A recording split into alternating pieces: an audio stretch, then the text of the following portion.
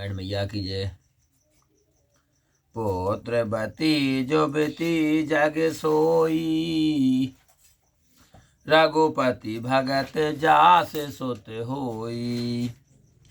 ना तरो बाज भाल बद ब्यानी, राम विमुख सुत ते हित जानी। जगत में वही स्त्री पुत्र वाली है जिसका पुत्र राम भक्त हो, नहीं तो बांझ ही भली उसका बयाना व्यर्थ है। राम से विमुख पुत्र से हित की हानि होती है। तुम मेरे भाग्य राम बन जाही, दूसर हे तो तात कछु नाही। सकल सुकृत कर बड़ फले हो, राम सिया पद सहज सनेहु। हे पुत्र, तुम्हारे ही भाग से श्री राम जी वन को जा रहे हैं, दूसरा कारण कुछ नहीं है। सब पुण्यों का फल यही है कि श्री सीता जी के चरणों में स्वाभाविक स्नेह हो। राग रोष ईर्षा मद मोह, जन सपने हो इनके बस हो। सकल प्रकार विकार बिहाई, मन क्रम बचन करे सेवकाई। राग क्रोध ईर्ष्या मद और मोह स्वप्न भी इनके बस में मत होना। सब प्रकार के विकारों को छोड़ मन कर्म और वाणी से सेवा करना। तुम कहो बन सब भांति सुपासु, संग पित मात राम सिय जासु। जहन राम बन लहि कलेसु, सुत सोई कर हूँ यही उपदेशु। तुमको वन में सब प्रकार का आराम है, जिसके साथ पिता राम जी और माता सीता जी हैं। जिस प्रकार श्री राम जी को वन में कलेश ना हो, हे पुत्र, वही उपाय करना चाहिए। यही मेरा उपदेश है। उपदेश यह जह ताते तुम रे राम सिया सुख पावहीं। पितु मातु प्रिय परिवार पुर सुख सुरत बन बिसरावहीं।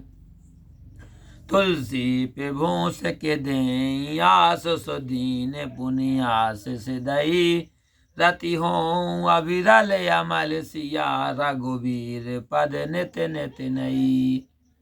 हे तात, मेरा उपदेश यही है कि तुमसे श्री राम जी और सीता जी सुख पावे और पिता प्रिय परिवार और पुरी के सुख की सुध वन में भूल जाएं। तुलसीदास जी कहते हैं कि इस प्रकार पुत्र को शिक्षा देकर माता ने आज्ञा दी, फिर आशीर्वाद दिया कि श्री सीताराम जी के चरणों में तुम्हारी अटल और शुद्ध प्रीति नित्य हो नहीं हो। रामा मातु चरण सिरनाई, चले तो रत सांकेत हृदय। राम भागुर विषम तुराय, मन हो भाग भृग भाग बस। माता के चरणों में सिर नवाकर मन में शंका करते हुए लक्ष्मण जी ऐसे जल्दी चले जैसे मृगा भाग्यवश कठिन जाल को तोड़कर भाग चला हो। गए लखन जहाँ जान की नातु, बेमन मुदित पाई प्रिय साथु। बंद राम सिय चरण सुहाए, चले सांग न मंदिर आए। लक्ष्मण जी वहां गए जहां श्री राम जी थे। प्रिय का साथ पाकर मन में बहुत प्रसन्न हुए।